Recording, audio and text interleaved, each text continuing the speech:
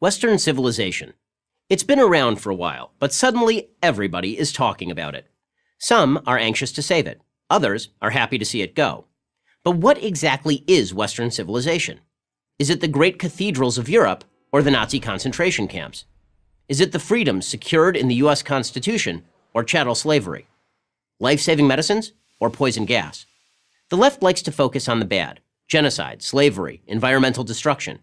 But those have been present in every civilization from time immemorial.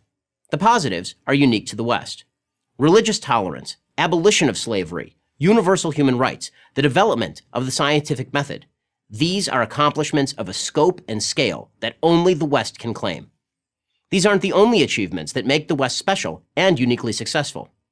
As Western thought evolved, it secured the rights of women and minorities, lifted billions of people out of poverty, and invented most of the modern world.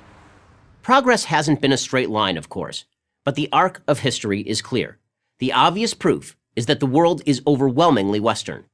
And, with few exceptions, those parts of the world that aren't aspire to be. Why? Why has Western civilization been so successful? There are many reasons, but the best place to start is with the teachings and philosophies that emerged from two ancient cities, Jerusalem and Athens. Jerusalem represents religious revelation as manifested in the Judeo-Christian tradition, the beliefs that a good God created an ordered universe and that this God demands moral behavior from his paramount creation, man. The other city, Athens, represents reason and logic as expressed by the great Greek thinkers, Plato and Aristotle, and many others. These two ways of thinking, revelation and reason, live in constant tension. Judeo-Christian religion posits that there are certain fundamental truths handed down to us by a transcendent being. We didn't invent these truths. We received them from God.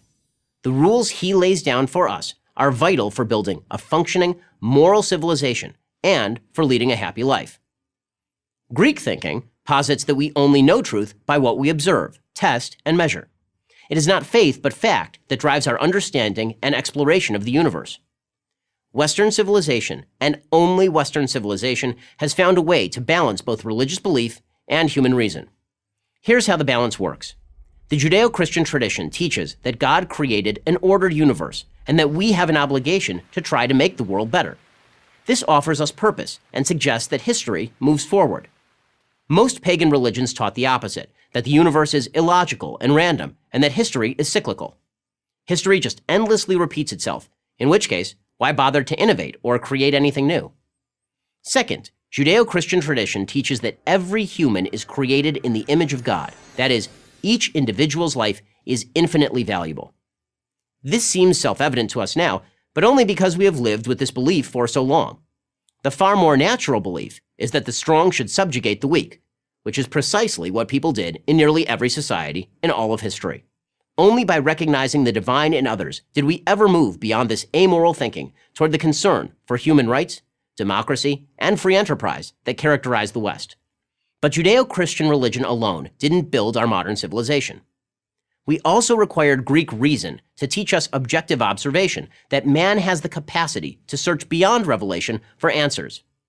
Greek reason brought us the notion of the natural law, the idea that we could discover the natural purpose, the telos, of everything in creation by looking to its character. Human beings were created with the unique capacity to reason. Therefore, our telos was to reason. By investing reason with so much power, Greek thought became integral to the Western mission.